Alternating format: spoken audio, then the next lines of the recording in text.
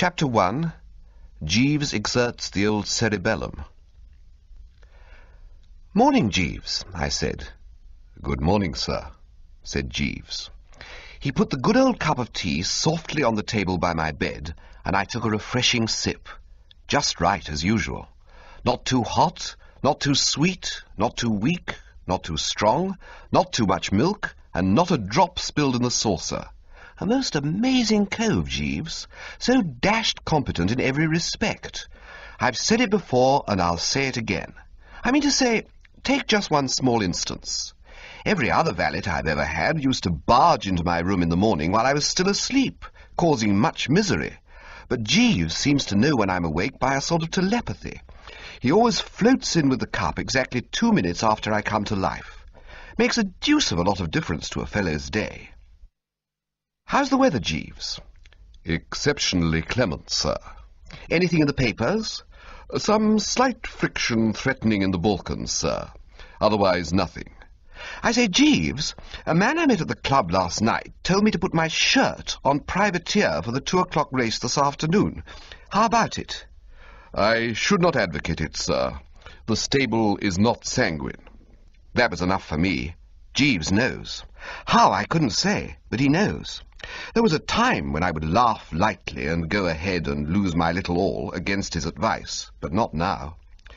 "Talking of shirts," I said, "have those mauve ones I ordered arrived yet?"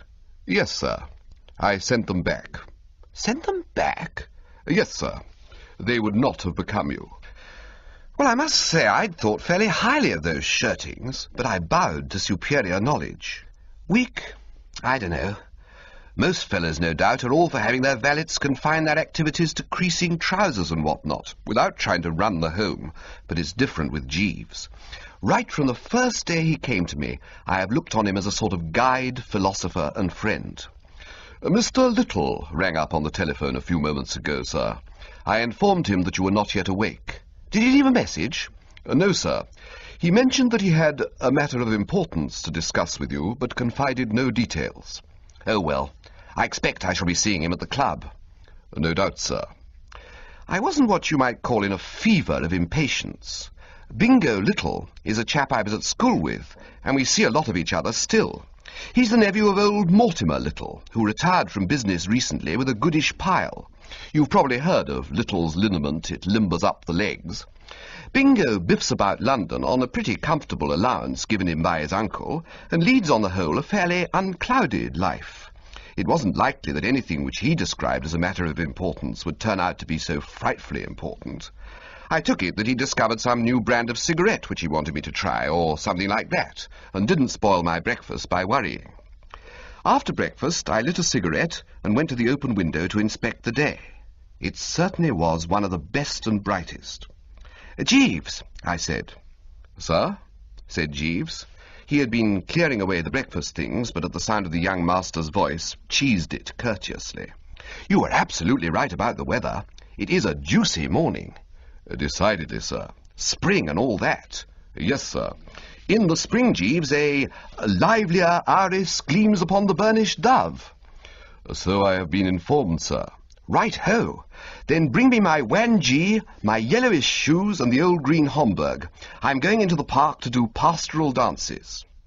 I don't know if you know that sort of feeling you get on these days round about the end of April and the beginning of May, when the skies are light blue with cotton wool clouds, and there's a bit of a breeze blowing from the west. A kind of uplifted feeling, romantic, if you know what I mean.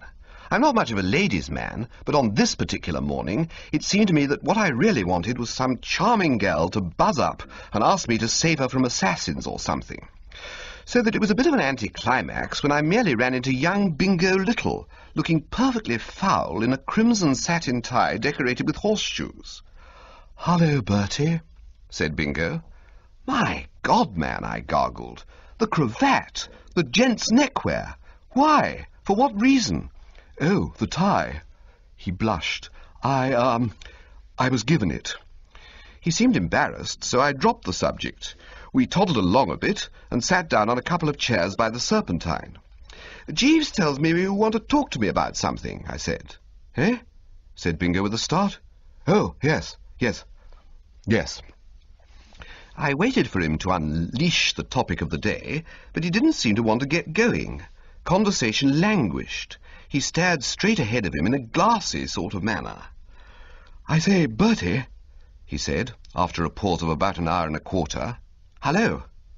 Do you like the name Mabel?" "No." "No?" "No."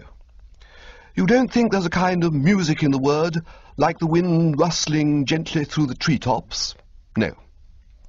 He seemed disappointed for a moment, then cheered up. "Of course, you wouldn't. You always were a fat-headed worm without any soul, weren't you?" "Just as you say. Who is she? Tell me all." For I realized now that poor old Bingo was going through it once again. Ever since I have known him, and we were at school together, he has been perpetually falling in love with someone, generally in the spring, which seems to act on him like magic. At school he had the finest collection of actresses' photographs of anyone of his time, and at Oxford his romantic nature was a byword. "You'd better come along and meet her at lunch," he said, looking at his watch. "A ripe suggestion," I said. "Where are you meeting her? At the Ritz?" "Near the Ritz." He was geographically correct. About 50 yards east of the Ritz there is one of those blighted tea and bun shops you see dotted about all over London, and into this, if you'll believe me, young Bingo dived like a homing rabbit, and before I had time to say a word we were wedged in at a table on the brink of a silent pool of coffee left there by an early luncher. I'm bound to say I couldn't quite follow the development of the scenario. Bingo, while not absolutely rolling in the stuff, has always had a fair amount of the ready. Apart from what he got from his uncle, I knew that he had finished up the jumping season well on the right side of the ledger. Why, then, was he lunching the girl at this god-forsaken eatery? It couldn't be because he was hard up. Just then the waitress arrived. Rather a pretty girl. "Aren't we going to wait?" I started to say to Bingo, thinking it somewhat thick that in addition to asking a girl to lunch with him in a place like this, he should fling himself on the foodstuffs before she turned up, when I caught sight of his face and stopped. The man was goggling. His entire map was suffused with a rich blush. He looked like the soul's awakening done in pink. "Hello, Mabel," he said with a sort of gulp. "Hello," said the girl. "Mabel," said Bingo, "this is Bertie Wooster, a pal of mine." "Pleased to meet you," she said. "Nice morning." "Fine," I said. "You see, I'm wearing the tie," said Bingo. "It suits you beautiful," said the girl. Personally, if anyone had told me that a tie like that suited me, I should have risen and struck them on the mazzard, regardless of their age and sex. But poor old Bingo simply got all flustered with gratification and smirked in the most gruesome manner. "Well, what's it going to be today?" asked the girl, introducing the business touch into the conversation. Bingo studied the menu devoutly. "I'll have a cup of cocoa, cold veal and ham pie, slice of fruit cake, and a macaroon. Same for you, Bertie." I gazed at the man, revolted. That he could have been a pal of mine all these years and think me capable of insulting the old tum with this sort of stuff cut me to the quick. "Or how about a bit of hot steak pudding with a sparkling limado to wash it down?" said Bingo. "You know, the way love can change a fellow is really frightful to contemplate. This chappie before me, who spoke in that absolutely careless way of macaroons and limado, was the man I had seen in happier days telling the head waiter at Claridge's exactly how he wanted the chef to prepare the sole frite au gourmet aux champignons, and saying he would jolly well sling it back if it wasn't just right. Ghastly! Ghastly! A roll and butter and a small coffee seemed the only things on the list that hadn't been specially prepared by the nastier-minded members of the Borgia family for people they had a particular grudge against. So I chose them, and Mabel hopped it. "Well," said Bingo rapturously. I took it that he wanted my opinion of the female poisoner who had just left us. "Very nice," I said. He seemed dissatisfied. "You don't think she's the most wonderful girl you ever saw?" he said wistfully. "Oh, absolutely," I said, to appease the blighter. "Where did you meet her?" "At a subscription dance at Camberwell." "What on earth were you doing at a subscription dance at Camberwell?" "Your man Jeeves asked me if I would buy a couple of tickets. It was in aid of some charity or other." "Jeeves? I didn't know he went in for that sort of thing." "Well, I suppose he has to relax a bit every now and then. Anyway, he was there, swinging a dashed efficient shoe.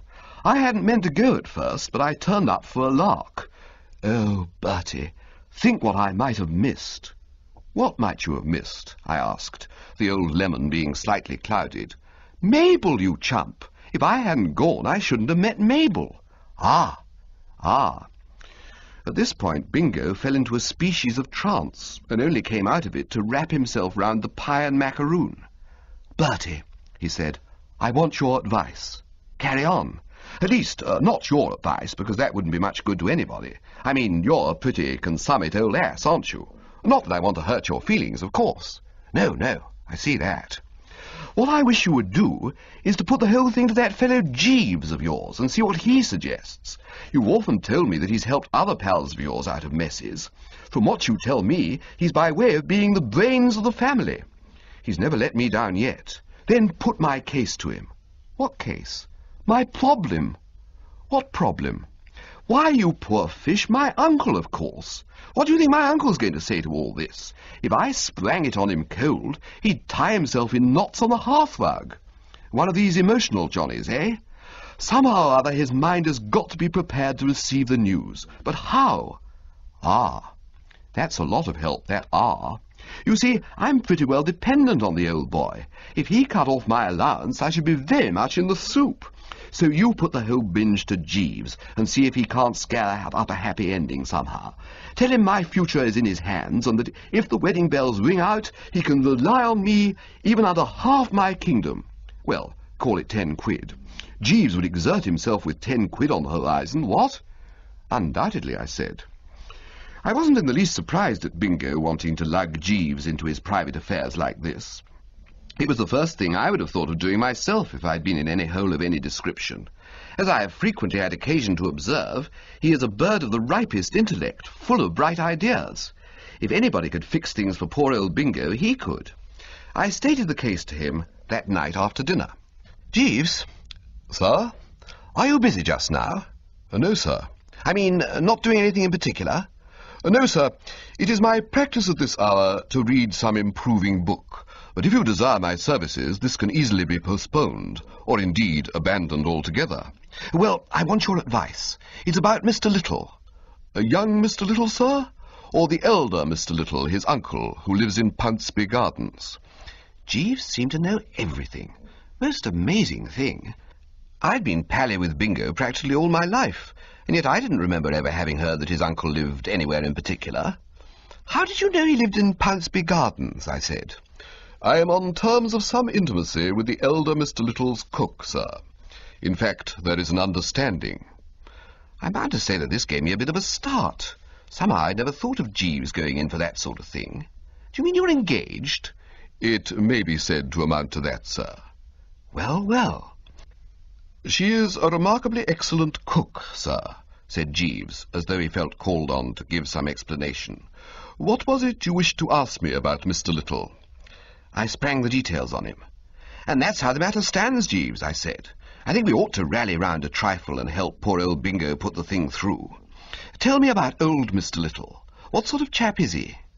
A somewhat curious character, sir. Since retiring from business, he has become a great recluse, and now devotes himself almost entirely to the pleasures of the table. Greedy hog, you mean? I would not perhaps take the liberty of describing him in precisely those terms, sir. He is what is usually called a gourmet, very particular about what he eats, and for that reason sets a high value on Miss Watson's services. The cook? Yes, sir. Well, it looks to me as though our best plan would be to shoot young Bingo in on him after dinner one night. Melting mood, I mean to say, and all that. The difficulty is, sir, that at the moment Mr. Little is on a diet, owing to an attack of gout. Things begin to look wobbly. No, sir. I fancy that the elder Mr. Little's misfortune may be turned to the younger Mr. Little's advantage. I was speaking only the other day to Mr. Little's valet, and he was telling me that it has become his principal duty to read to Mr. Little in the evenings. If I were in your place, sir, I should send young Mr. Little to read to his uncle. Nephew's devotion, you mean? Old man touched by kindly action, what? Partly that, sir. But I would rely more on young Mr. Little's choice of literature. That's no good. Jolly old Bingo has a kind face, but when it comes to literature, he stops at the Sporting Times. That difficulty may be overcome. I would be happy to select books for Mr. Little to read. Perhaps I might explain my idea further. I can't say I quite grasp it yet. The method which I advocate is what, I believe, the advertisers call direct suggestion, sir, consisting, as it does, of driving an idea home by constant repetition. You may have had experience of the system. You mean they keep on telling you that some soap or other is the best, and after a bit you come under the influence and charge round the corner and buy a cake? Exactly, sir.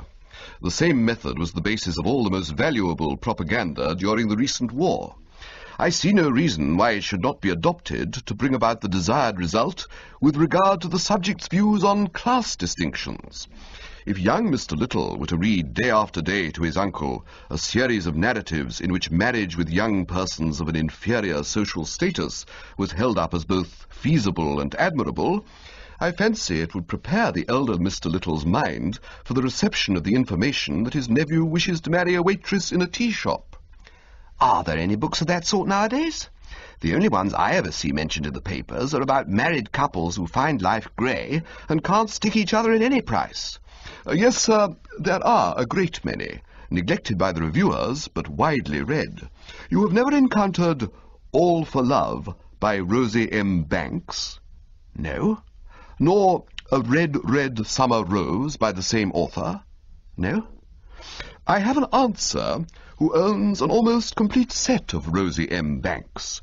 I could easily borrow as many volumes as young Mr. Little might require. They make very light, attractive reading. Well, it's worth trying.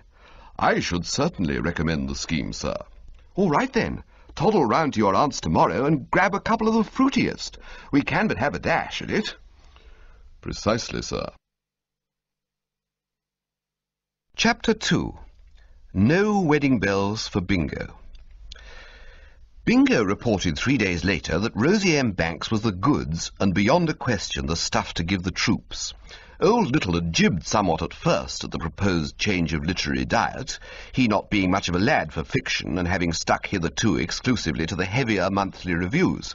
But Bingo had got Chapter 1 of All for Love past his guard before he knew what was happening, and after that there was nothing to it. Since then they had finished A Red, Red Summer Rose, Madcap Myrtle, and Only a Factory Girl, and were halfway through The Courtship of Lord Strathmorlick. Bingo told me all this in a husky voice over an egg beaten up in sherry. The only blot on the thing from his point of view was that it wasn't doing a bit of good to the old vocal cords, which were beginning to show signs of cracking under the strain. He had been looking his symptoms up in a medical dictionary, and he thought he had got clergyman's throat. But against this you had to set the fact that he was making an undoubted hit in the right quarter, and also that after the evening's reading he always stayed on to dinner, and from what he told me, the dinners turned out by old Little's cook had to be tasted to be believed. There were tears in the old blighter's eyes as he got on to the subject of the clear soup. I suppose to a fellow who for weeks had been tackling macaroons and limado, it must have been like heaven. Old Little wasn't able to give any practical assistance at these banquets, but Bingo said that he came to the table and had his whack of arrowroot and sniffed the dishes and told stories of entrees he had had in the past and sketched out scenarios of what he was going to do to the bill of fare in the future when the doctor put him in shape. So I suppose he enjoyed himself too, in a way. Anyhow, things seemed to be buzzing along quite satisfactorily, and Bingo said he'd got an idea which he thought was going to clinch the thing. He wouldn't tell me what it was, but he said it was a pippin. "We make progress, Jeeves," I said. "That is very satisfactory, sir." Mr. Little tells me that when he came to the big scene in Only a Factory Girl, his uncle gulped like a stricken bullpup. "Indeed, sir." "Where Lord Claude takes the girl in his arms, you know, and says, I am familiar with the passage, sir. It is distinctly moving. It was a great favourite of my aunt's." "I think we're on the right track." "It would seem so, sir." "In fact, this looks like being another of your successes. I've always said, and I always shall say, that for sheer brain, Jeeves, you stand alone. All the other great thinkers of the age are simply in the crowd, watching you go by." "Thank you very much, sir. I endeavour to give satisfaction." About a week after this, Bingo blew in with the news that his uncle's gout had ceased to trouble him, and that on the morrow he'd be back at the old stand, working away with knife and fork as before. "And by the way," said Bingo, "he wants you to lunch with him tomorrow." "Me? Why me? He doesn't know I exist." "Oh, yes, he does. I've told him about you." "What have you told him?" "Oh, various things. Anyhow, he wants to meet you, and take my tip, laddie, you go. I should think lunch tomorrow would be something special." I don't know why it was, but even then it struck me there was something dashed odd, almost sinister, if you know what I mean, about young Bingo's manner. The old egg had the air of one who has something up his sleeve. "There is more in this than meets the eye," I said. "Why should your uncle ask a fellow to lunch whom he's never seen?" "My dear old fathead, haven't I just said that I've been telling him all about you, that you're my best pal at school together, all that sort of thing? But even then, and another thing, why are you so dashed keen on my going?" Bingo hesitated for a moment. "Well, I told you I got an idea. This is it. I want you to spring the news on him. I haven't the nerve myself." "What? I'm hanged if I do." "And you call yourself a pal of mine?"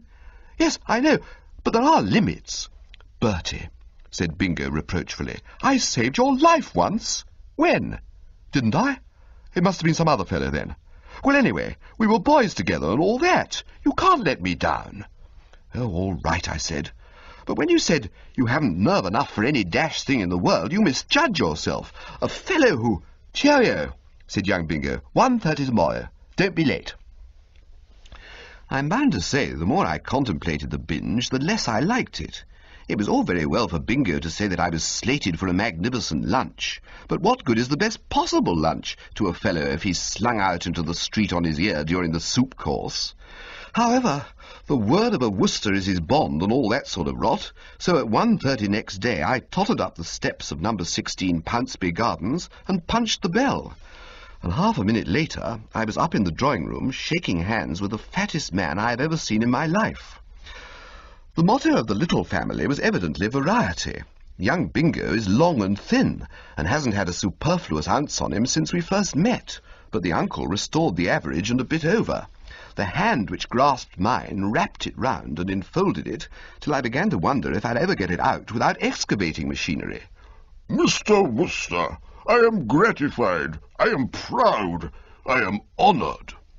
It seemed to me that young Bingo must have boosted me to some purpose. "Oh, ah," I said. He stepped back a bit, still hanging on to the good right hand. "You are very young to have accomplished so much."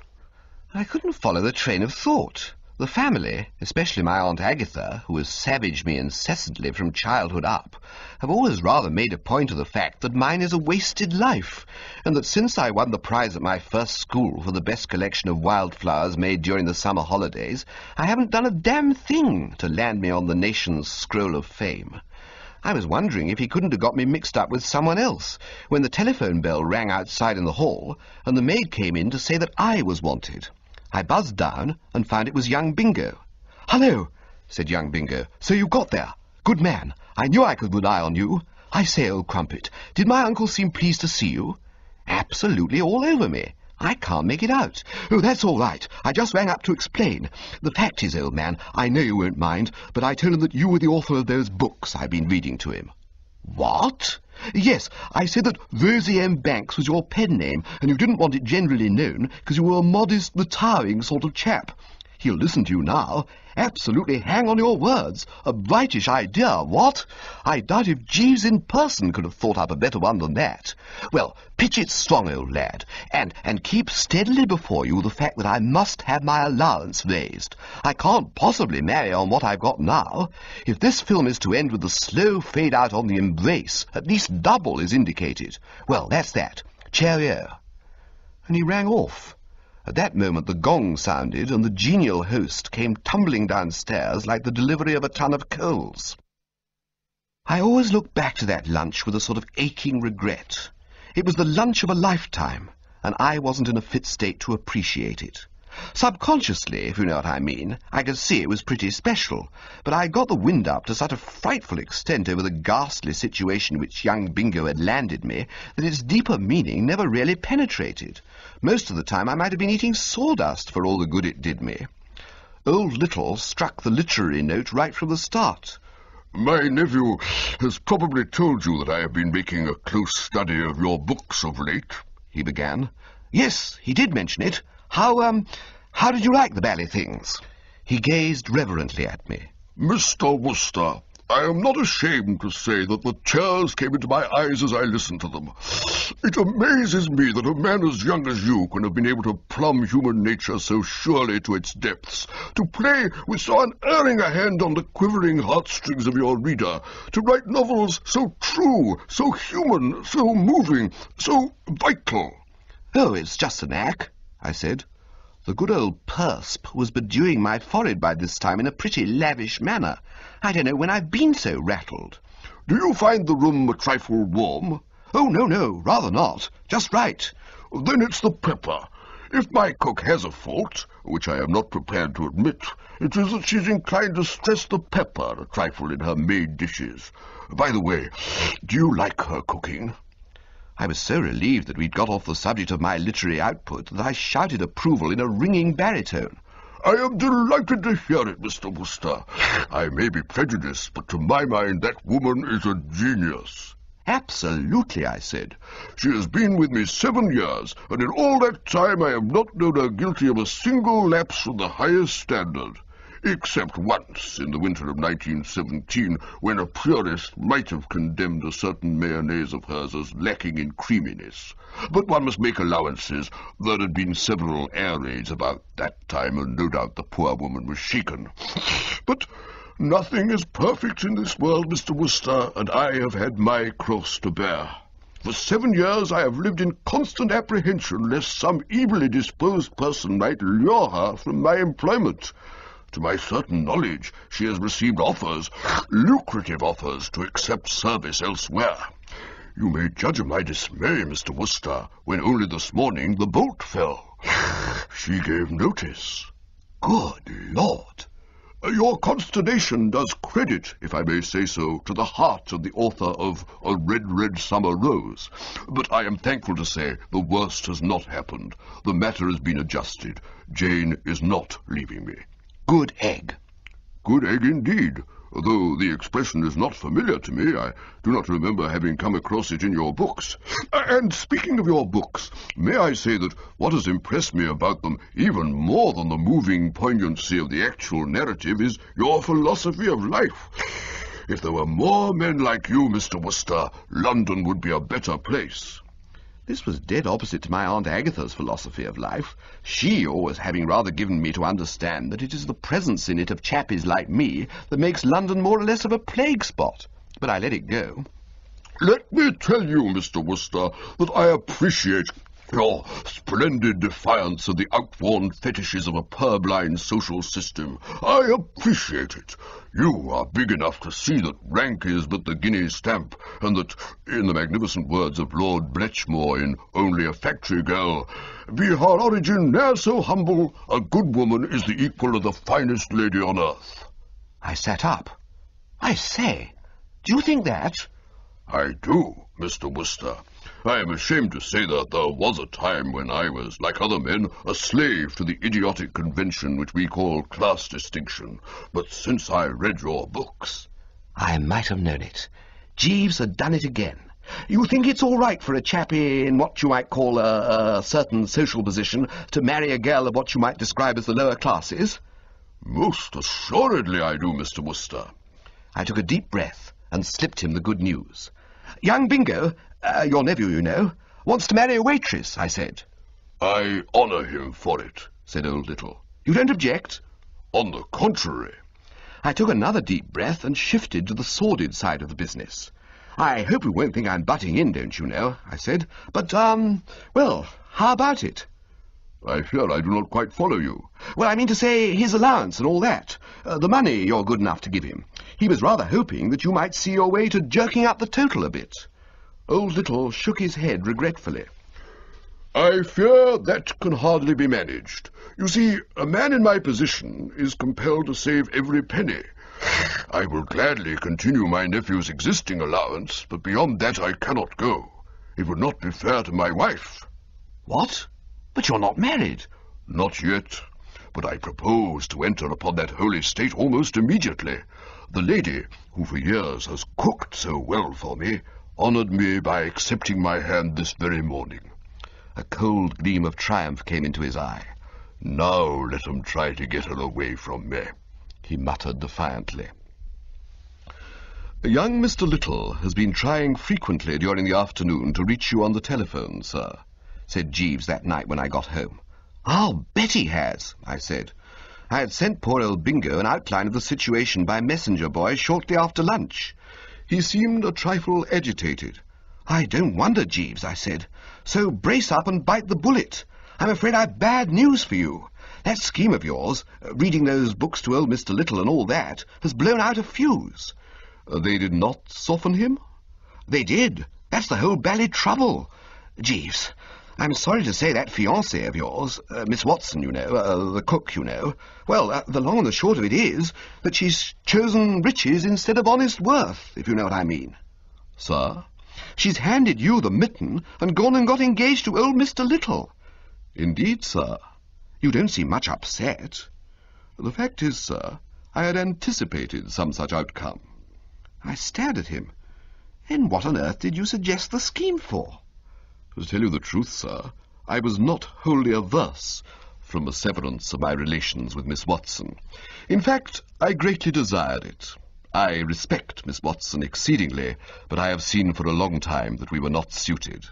Now, the other young person with whom I have an understanding—" "Great Scott, Jeeves, there isn't another?"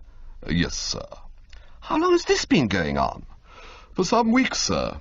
I was greatly attracted by her when I first met her at a subscription dance at Camberwell." "My sainted aunt! Not—" Jeeves inclined his head gravely. "Yes, sir. By an odd coincidence, it is the same young person that young Mr. Little—" I have placed the cigarettes on the small table. Good night, sir."